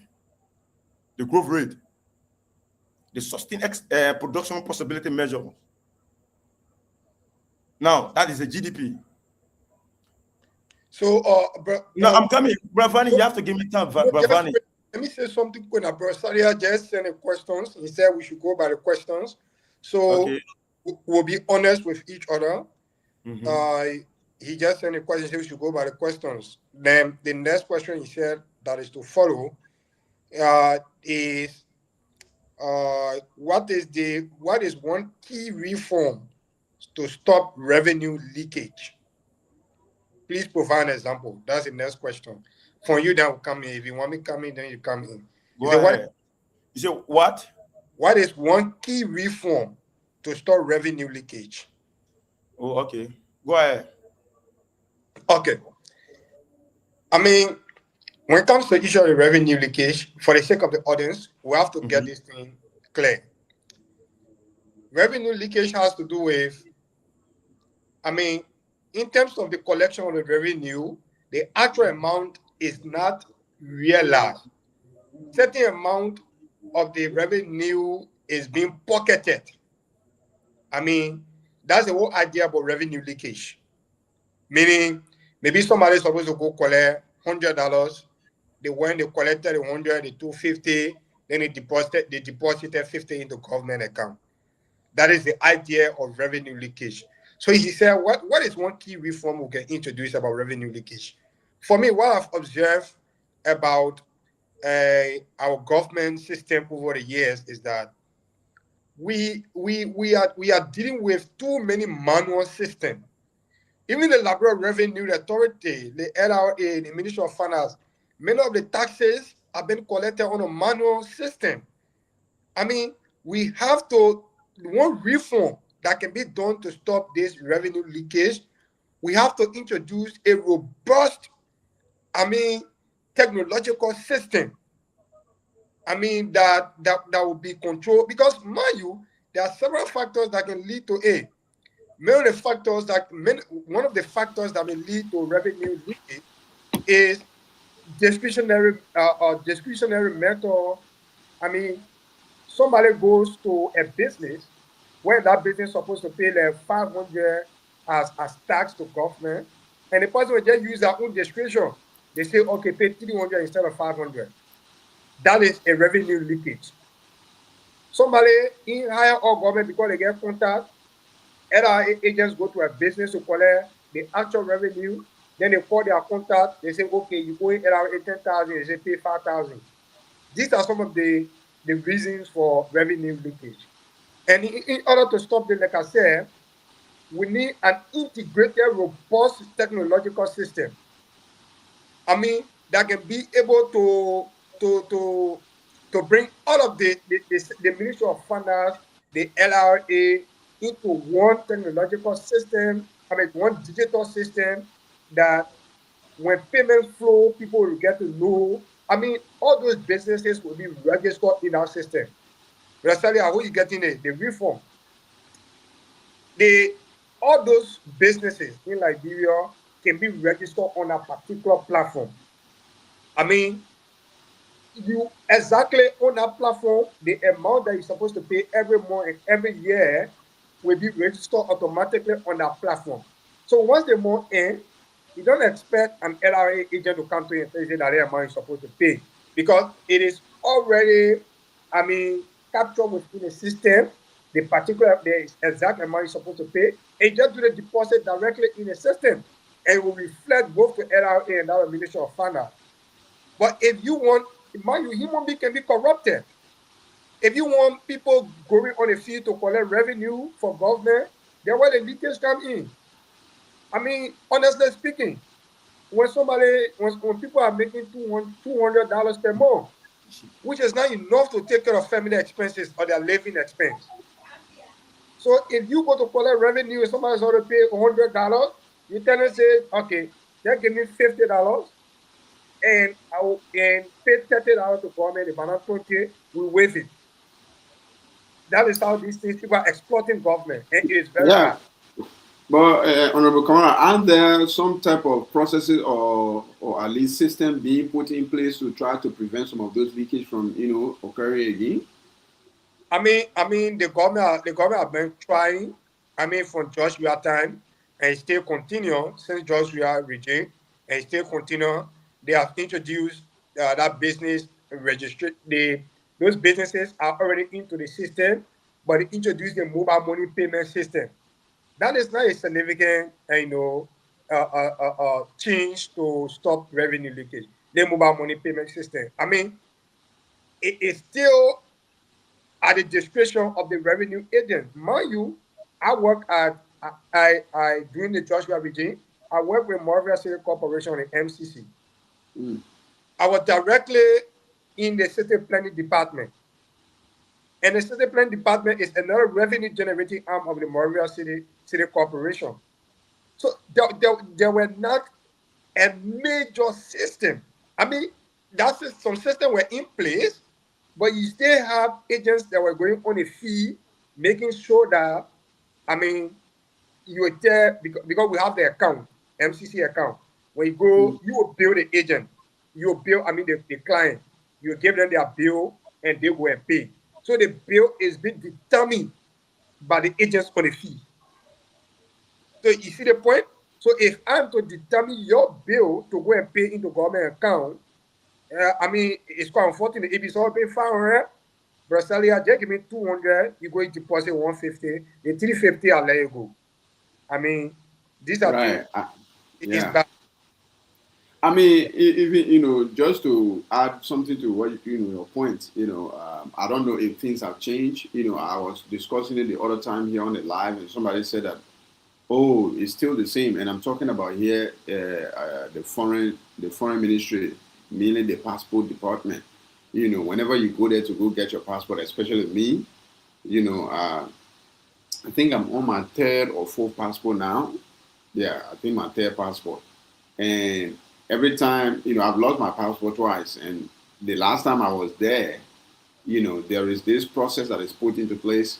where you have to go report the case to the police, to the immigration, and you have to go put it in the newspaper, and then you have to pay about 150 United States dollars to the Central Bank of Liberia. It's all policy, right? But when you get there to the Ministry of how they call it, Foreign Affairs, you have these guys standing there. They will tell you, say, these are the officials that you're supposed to be dealing with. They will tell you, say, oh, man, just give me that money. You don't need to go, stress yourself all over that, all the process. I will just give me the 150. I put it in my pocket, forget about everything. I'm like, bro, I can't do that. I lost my passport. I want my name to go in the system that I lost my passport, and I reported it to the government of Liberia from different sectors. You gotta go to the immigration, to the police, then you put it in the news. All these are records. Then you go to the Central Bank of Liberia, you go pay that money so that your name go in there, that you pay so and so money for so and so reason. But if I give you the money behind the horse right now, there is none of those records will ever be registered whatsoever. And I can't take the risk of doing it. And when I said that to this guy, oh my God, the other guy that was standing near him, bro, they all started, oh, they may have to say you no more. They may have to say you just didn't do it for everybody. They just started. I'm like, bro, if you make noise on me or make noise on you, give me my receipt. Let me go pay my tax or my, how do you call it, my fine to the central bank. I'll bring it back, and then you tell me when to come back for my passport. And again, like I was saying, I don't know if it's still the same, but this is exactly, one of the, clear-cut example for exactly what you were saying. Yeah, you wanted to say something just now. Yeah, these things have been normalized in our system. So, like I said, we need a reverse digital system. I mean that you don't have to send agents on the field to bill people. I mean, recently, under this government, 2024, okay, it's not recent, that was in 2024. Few of my colleagues were dismissed from the revenue department of the Moravia City Corporation. According to the mayor, that these people were diverting the institution revenue. So how can these people divert institution revenue when they're not going to receive it from clients? Yeah, a few of my colleagues, I don't want to name them, a few of my colleagues were dismissed from the revenue department of the MCC. So if the clients are aware exactly how much they're supposed to pay, and they are into an integrated system with the institution, once the money, nobody got to go to that person. The only way you can send enforcement there, if that person failed to pay, you're going back the area. Because once the person pay, it will flush in the system. The mayor will see it, the revenue director will see it, and everybody will see it in that system. The controller, everybody. That's how it should be. Yeah. Right. Anyway, moving on. Brother Anzu Traore. With this again, we're coming back to the salary, of course. Like I was saying, the Ansu just take it because Brasalia gone. Ansu just take it. Okay. The moment I talk about your salary, the whole thing can just go off. What is going on? Don't politicize the show now. Wow. How you say I was going to talk about salary business?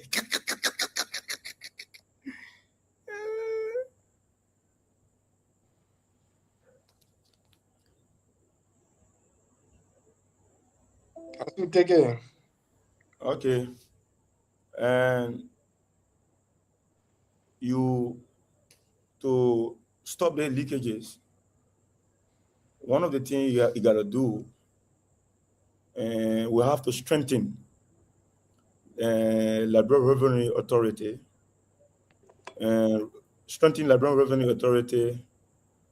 by ending the handling hand-to-hand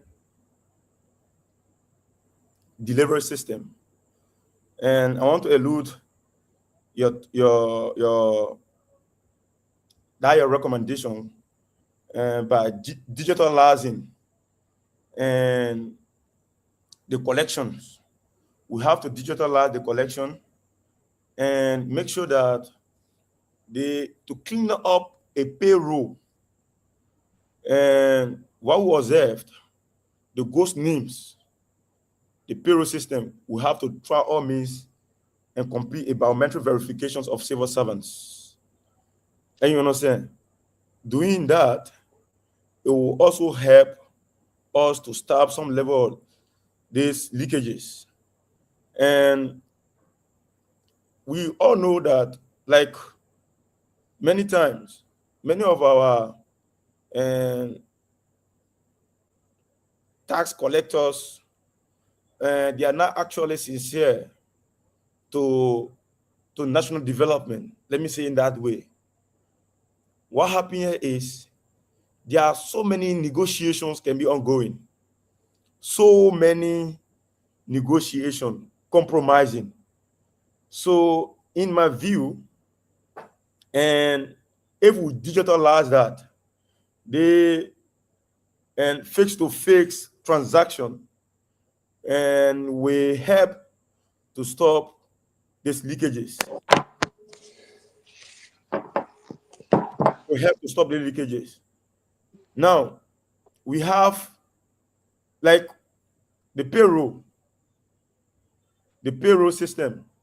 Honor you administration, Van, you can agree with me. The ghost names, your administration when impose a lot of people name on civil servant salary. Take people impose them civil salaries.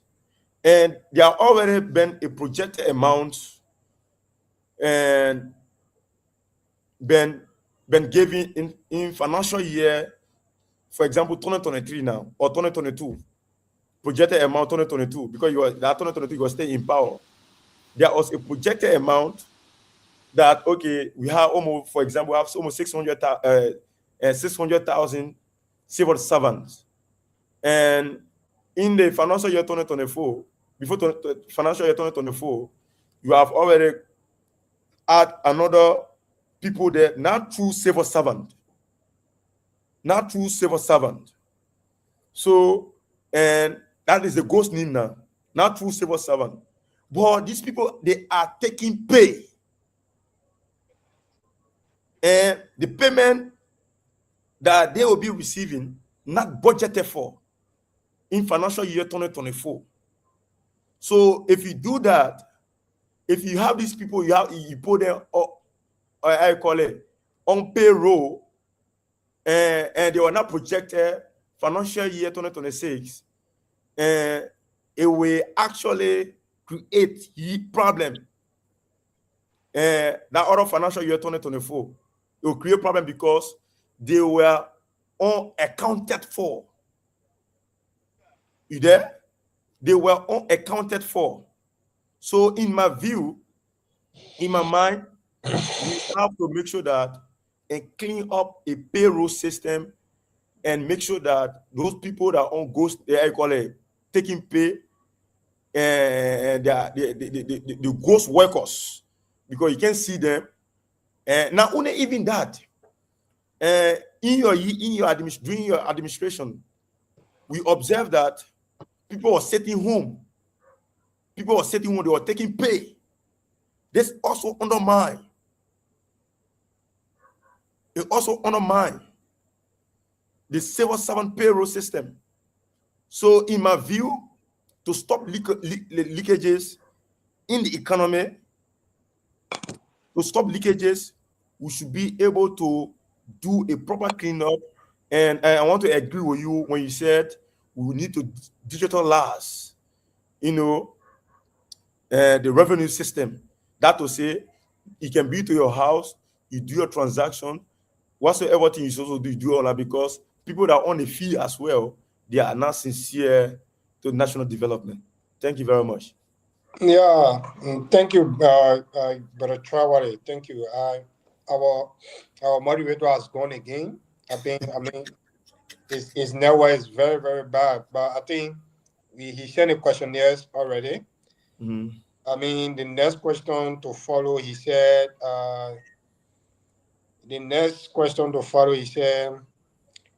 spending priorities. On those spending priorities, he said, which sector gets the largest share of the budget, and why?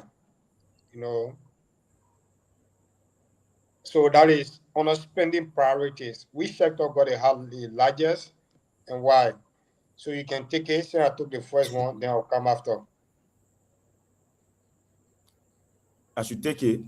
Yeah, because I just took the first one. Now, the spending priority Yeah, which and sector got the highest and what other sector are giving that amount? the security, they're almost 22 million.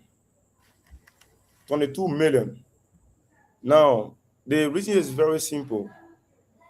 And to protect the peace and stability of the country, in that security, we have NSA, we have police, we have and the DEA.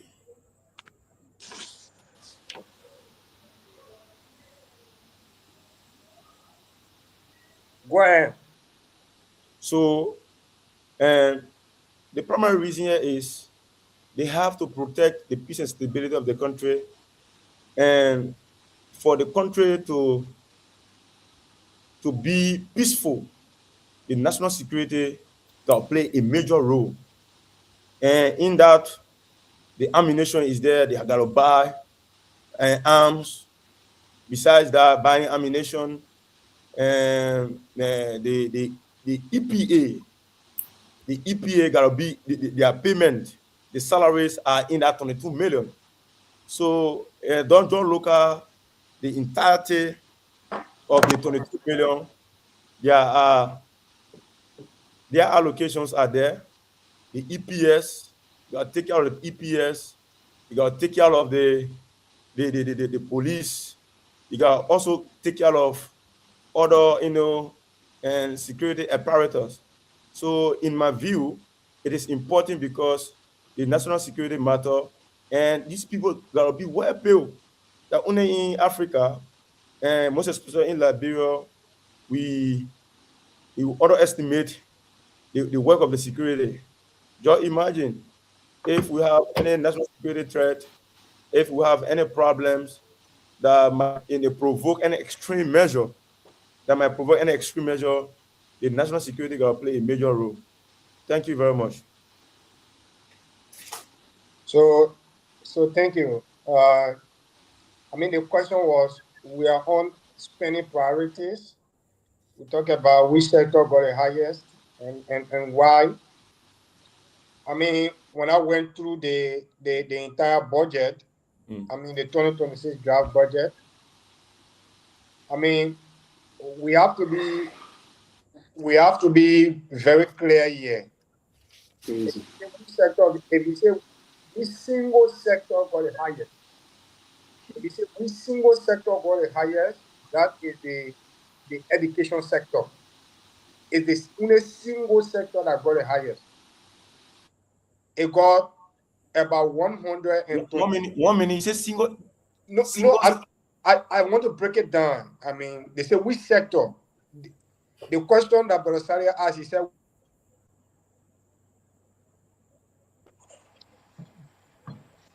hello? Vanny, we are hearing you. Yeah, sorry, somebody was intruding a call. Yeah. The single sector is the education sector of 124 million. And besides education, there are other sectors that got more money than 124 million. Like, for example, the security and rule of law. Under the security and rule of law, they got 151.8 million. 151.8 million. Security and rule of law. 151.8 million. So, so security and rule of law is a combined sector. The reason why they say a single sector, which the education sector has the highest, 124 million. Now, the public administration sector of the government got 145.8 million in the budget. The public administration sector. So let me get to the single sector, which is the education sector. I mean, the 24 million in education sector. That 24 million is not under the Ministry of Education, you have the University of Liberia, $40 million is part of that. Can I do injection, Vanny? Yeah, why you want to inject? And why are you compounding and the two distinct sectors? And to me, No, okay, go ahead. Sorry, go ahead. no, but in a budget, they say sector, right? They did not say no security agency or what. So they say in a budget, security and rule of law, I compound. You get me? They put out two Mhm. sectors together and make it one sector in a budget. Security and rule of law. Like reason why they give it 151.8 million. It is debatable that security is a different sector and maybe rule of law could be another sector. That is debatable. But in our national budget, the two were combined, security and rule of law. That is Okay. why they give 151.8 million. So again, many of us think that that amount is very small. But again, looking at the current realities on ground and looking at priority areas in government, maybe some years to come, government will be able to do well in terms of the increment in the education budget, the education sector. Uh, Madam Serif described our education sector as a mess, and it is very challenging. All our 10 Liberian students, if you 10 Liberian students meet about 10 Ghanaian students out there, maybe that one or two Liberian students will be able to compete with these people. So our education sector is very challenging. It's very, very challenging. And we need a robust robust and intentional reform to transform our educational sector. So the 124 million, yeah, we still need more. We still need more in the education sector in a few years to come. Maybe under the presidency, the sec of George Manawia comes 2030, we can try to take the education budget, the education sector budget to around 500 million. I know that is workable and it can happen. Yeah, because I mean, the when it comes to issue of mental slavery, when your population is not an educated population, it leads to mental slavery. So we have to provide an affordable and no education for our citizenry. The security and rule of law sector also, the government also needs to do well when it comes to that. For me, the 151 million, yeah, it may not be enough, but we also hope that progress will be made in the future. So I think that's why for me I have to add to the high sector the sector that receive the highest budget. I mean, if it is a single sector like education, security and rule of law is a compound sector, they go 151.8 million. So, and for me, I still think this amount are very small, but we'll make progress in few years to come under the presidency of His Excellency Ambassador George Manawia. So we'll move on to our next question. But Vanny, Yeah. and to Mm-hmm. me, the way in which you ask the question, or the way in which the questions was asked, and I couldn't actually get the question rightfully. But if you underline a singular sector, I agree with you that when you said and the security and that rule of law, you know, go the same way, consider the same sectors, but in terms of division, they have separate, and budgetary allocation. So, and it's also be 150 million. It's created now, 150 million.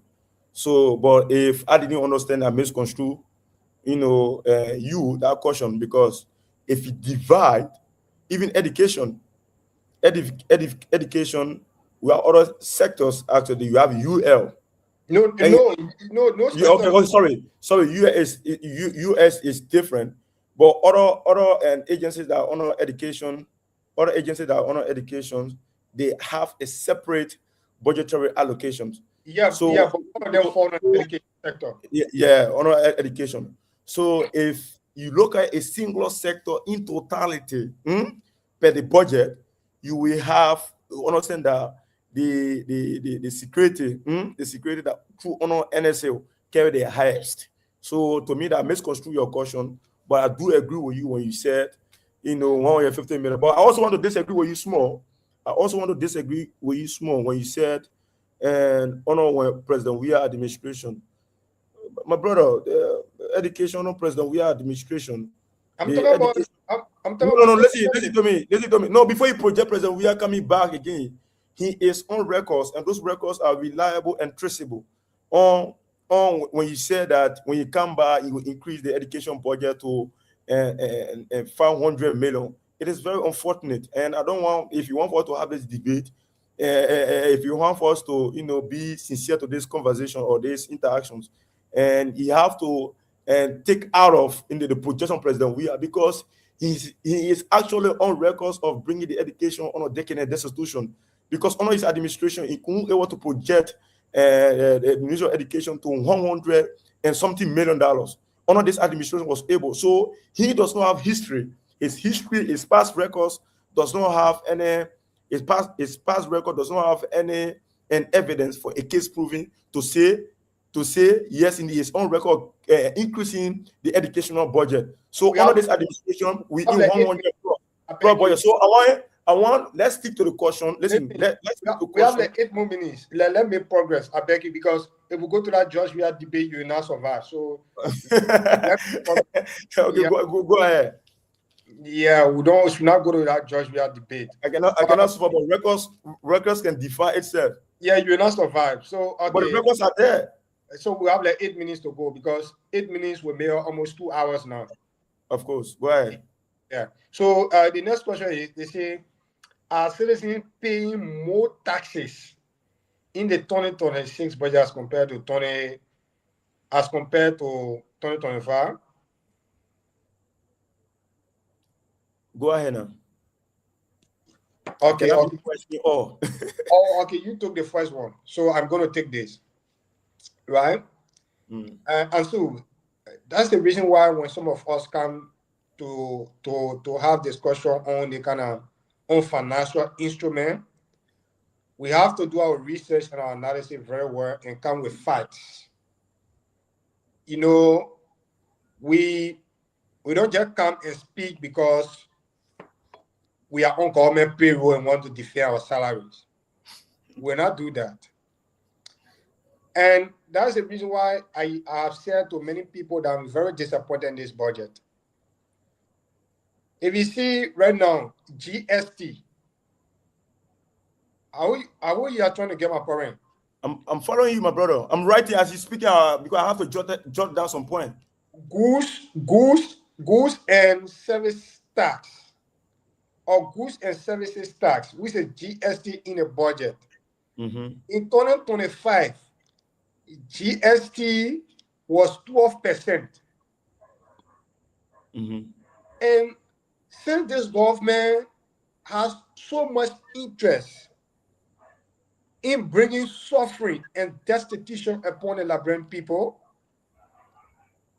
since the government does not have any interest in the well-being of the masses of our people, the government has increased GST from 12% to 13% in the current budget.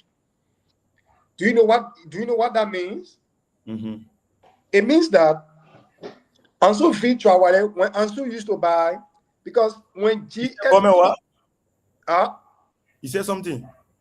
I said in the 2026 budget, GST has been increased. The goods and services tax has been increased from 12% to 13% in this budget.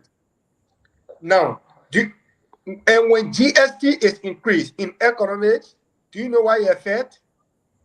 It affect what we call consumption or consumption tax. What do that mean? when somebody wants, because many of our goods today in Liberia, or if possible services, are import based. Now, if Ansu order a container of jean trousers to Liberia, right? You have to pay GST to government. And the GST that you pay to government, the consumers are the one that are going to feel it. The importers will not feel it. Because the 13% GST that the importers are going to pay the government as tax, it will be reflected in the price of many of the goods, by quantity. So that means if this importer pay the 13% GST on a particular jean trouser, since the man is paying more tax, the man needs to bring jean trouser from China instead of $5. That man will start selling jean trouser now $6 or $7. Because now the taxes on jean trouser has increased, which is very unfortunate. I mean, it's going to have a negative effect on the ordinary masses of our people. So he talks about, Brother Saya question talk about, the taxes. It affect the citizens, it affect all sectors. And so even you, who is defending this budget, when GST is increased in this budget, it will affect you. You somebody that go and buy every day. When you take your lay 150 that you making government now, at the end of the month you have to go to the market to buy. Now, if you go to buy, since government has increased GST by 1% from 12 to 13, goods and services tax, it will be reflected in the prices of the goods on the Liberian market. Then seriously will start paying higher prices. Are you saying the government is in the interest of the Liberian people? Are you telling me that this budget is people center when it increasing prices on goods and services, and when it increasing taxes of goods and services? It's quite unfortunate, Bransu. So I think this budget is now people center. The goods and services tax, instead of it reducing, it has increased.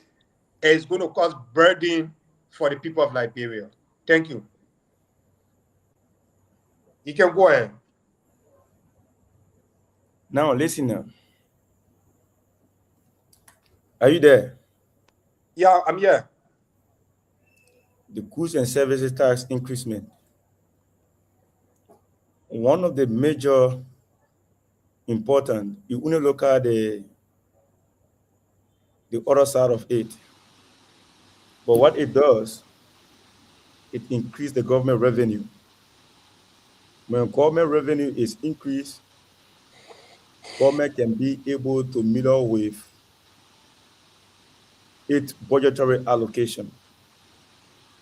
Now, Vani, you are here crying.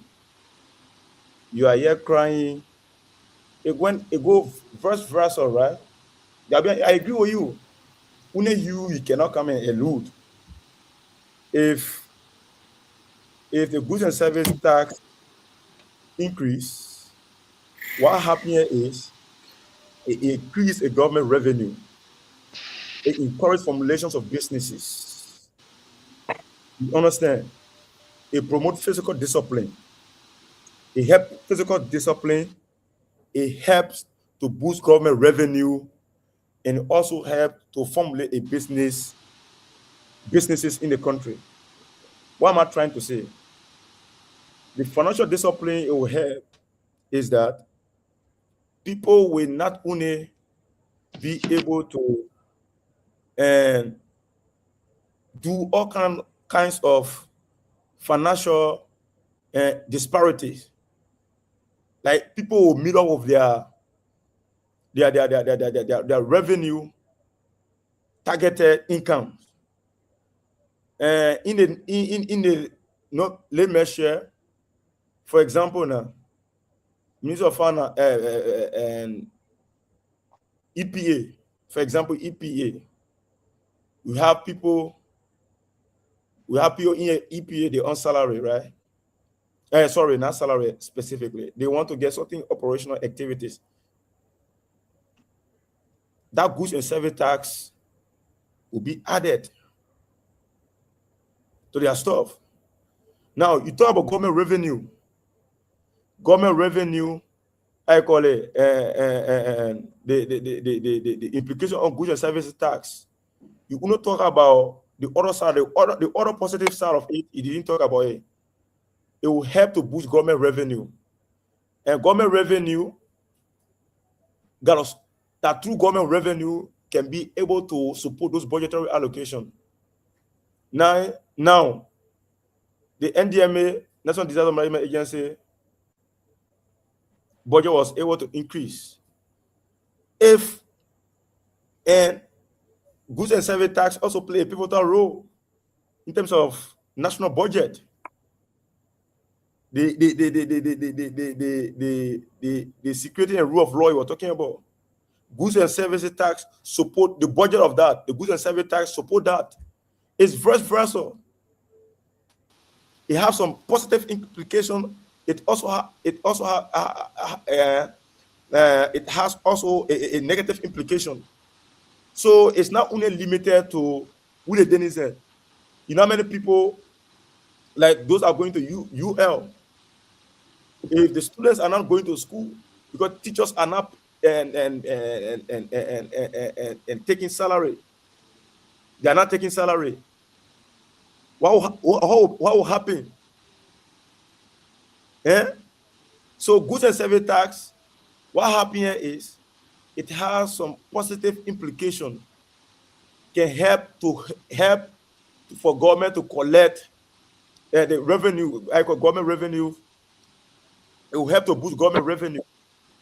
So it will help to boost government revenue in a way that if the people are meeting all of those taxes or the through services delivery, it will help to boost the government revenue. And that through government revenue, government can be able to meet up it or or budgetary allocation. So it also has some implication, positive implications. Thank you. Supporting budget. Thank you, Brad. Yeah. Again, today I was a no-show. I want to tell you guys thank you because again we have crossed the 2-hour mark, and for the closure of the show, I would like you guys to take at least 2 minutes to say your last statement about the topic of the discussion, of course, the fiscal 2026 national budget projection. What do you think about it, and of the show? And then I'll, of course, if the network is still here, I'll be able to say, good night to you guys and everybody. But yeah, it has been a terrible night. It was a little bit better than yesterday, but it has been a terrible night. Yeah. Brother Stadia, thank you so much for the opportunity. I think today was a bit better than yesterday. From your end, I think today was a little bit better. Even though we did not cover all of the topics, but at least we were able to get somewhere. Let me begin with my brother last statement he just made when it comes to the goods and services tax that was increased from the 2025 to the 2026 budget. He said it will help in revenue generation. Are you kidding me? Should the government be more interested? Should the government be more interested in raising revenue than bringing relief to its citizens or to our citizens? Should the government be more interested in raising revenue? There's a reason why Senator Dillon has been advocating. I'm not a fan of Senator Dillon, but he made one great statement recent. He said, I'm saying 2 minutes. I know, I'll give my 2 minutes quickly. He said the Ministry of Labor has been projected in the 2026 budget to contribute almost 10 million in the 2026 budget, Ministry of Labor. So where does Ministry of Labor get money from apart from selling work permit? Where does Ministry of Labor get money from? So they are going to start massively selling work permit that librarians can do. They are going to start selling permit for those work to foreigners to come and work. Obviously, they will raise revenue, but is it going to help our population with 90% unemployment? Is it going to help our population 90% unemployment? Are you giving work permit for driving? What sense does that make? Don't we have competent and qualified drivers in Liberia? So Senator General has been one of those saying the end that is the argument making here, the same thing the labor ministry is doing. You saying GSC will have to raise revenue. I mean, should the government be more interested? Should the government be more interested in revenue than the livelihood condition of the Liberian people? Let's stop that argument. So it has been a very good show. It has been a very good show. I think the 2026 budget, yes, every country must have a budget for the smooth operation of the government. But the government in its entirety is not in the interest of the Liberian people, and it is not going to have a real sustainable economic and social development in the life of the Liberian people. It is not. It has really helped to raise the gas slave of ministers and lawmakers. It helped to raise their scratch card money, their newspaper money. It just helped to raise all these things and get them new cars. These are things that made the budget fat. So the budget has no sustainable progress for Liberia. So what we can say, we hope that the 2027 budget, as projected, will do better. Like your projection in 2027 budget, I should be looking at the projection of the 2027 budget. Yeah, I hope that one will do better. But this one, I don't see anything positive in the 2026 draft budget. Thank you so much, Brother Salia. And let me say thanks to the many followers who have joined us to have this important conversation. And we are open to joining this network anytime to discuss other issues of national concern. Thank you so much. Okay, thank you so much. And let me begin by saying you have acknowledged that your tonight appearance debating with me, you have acknowledged that the budget is realistic and it means well for the Liberian people. Your first acknowledgement, the revenue side of the budget, you have agreed that the government is being able to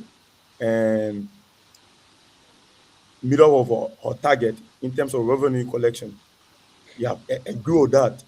All your argument today was based on, in terms of expenditure, the allocations of the budget. All your arguments were centralized on that. So first and foremost, I want to applaud you for acknowledging and that the budget is realistic, because if you say that budget is full of deception, it should be your 80 or 90% of arguments should be centralized on its revenue collection. But thank you for alluding in your argument that the budget is realistic and this government, this administration can meet our 2026 budget. Thank you for that. And now, what I want to tell you, Vani, is that you talked something about the goods and services tax. You still trying to demonize it. But this is what I want to tell you. And let me repeat myself. I said it. You only looking at the goods and services tax in one area. How many percent so far? How many percent so far, Vani? From 12 to 13. But Vani, I'm getting my I beg you, please. Asking me, right? No, listen, it's rhetorical. Hey, yo. That question is rhetorical, Vani. That question is rhetorical. How many so far? Now, the positive part of it, when we say, according to you, acknowledging, Vani, we are a student of research. And according to you, you said that the Minister of Labor, my argument, I call it the same argument I'm making, the same argument, the Minister of Labor. And they are real. But I just floor. Vani, give me chair.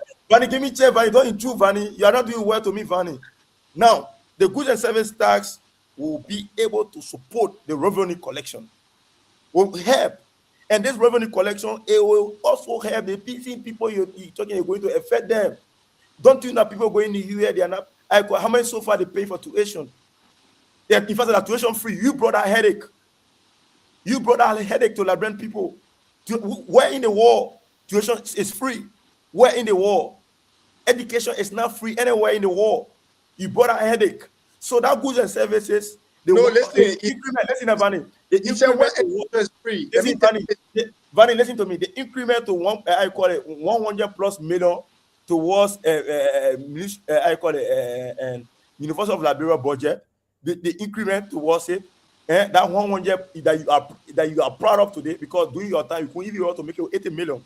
So that 100 plus million UL budget, that allocation, goods and services, tax that have been paid to through revenue collection, and it's also supporting that budget. It's also supporting that budget. So you are here demonizing it because you want to, buy public sentiment that they are going to collect. How many so far? And then we correct 0.15. But it is going to help to host other sectors, Vanny. It's going to help other sectors. So I want to say it was a very good show.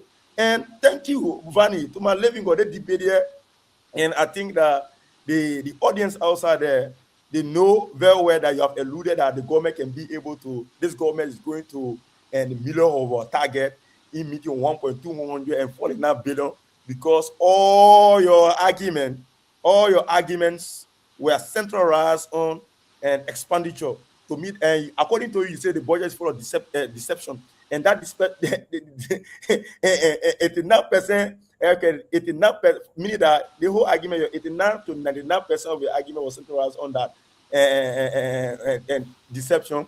But you agree with me that the government will be able to generate the fund, but eight allocation is the what you have problem with. I've been jotting, it's what you have problem with. But thank you for alluding. Thank you for alluding that. And I want you to applaud the Minister of Finance, because you saw it. 40 million will be on grant on this budget. Let me deal with the official.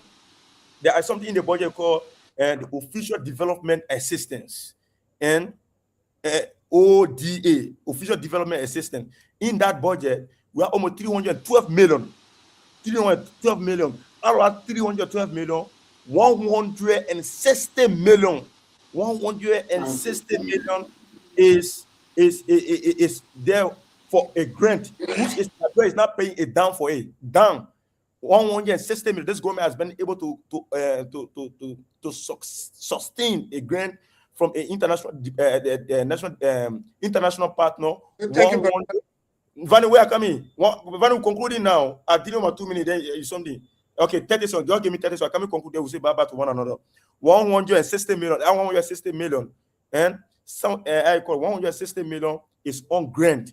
The government is not going to pay a dime to any development partners. So we should be able to acknowledge and appreciate this administration for even obtaining that free, and 40 million from World Bank, 12 million from African development, and 21 million, which was 21 million, which was actually which went through day before yesterday through Minister of Finance and Development, Augustine Gafwan. This is a clear manifestation that you have agreed that government can mirror aid, but aid allocation until you know what happened, Vanny? Until the government can fail in terms of aid allocation, but now you don't have argument. I want to say thank you for honoring the debate, and I want to appreciate all the listeners for listening to this intriguing debate. It was a very good show, and I want to appreciate you for accepting the debate. And I hope that and you pray for this administration, because I was worried that the government, the allocation now. Pray for this government to meet over aid allocation, because there's no way that President Wula will come back, because his administration brought a decade in this institution. Thank you very much, Vanny, and I beg to leave. Thank you. Thank you.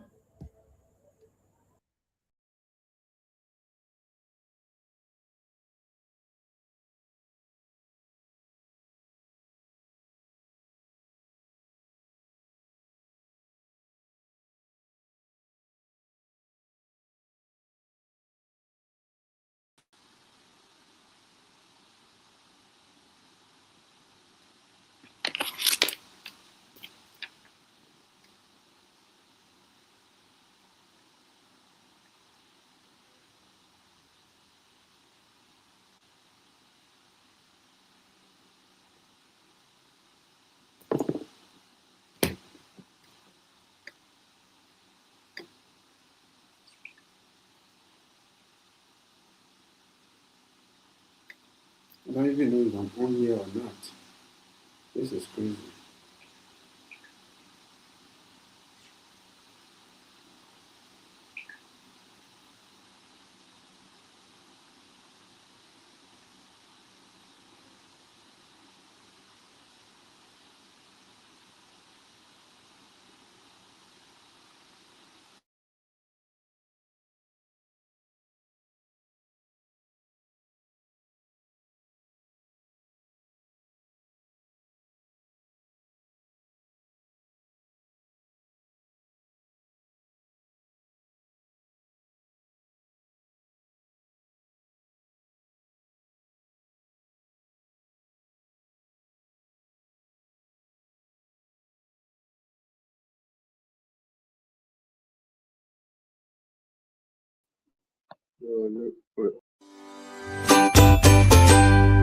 Like, follow and subscribe.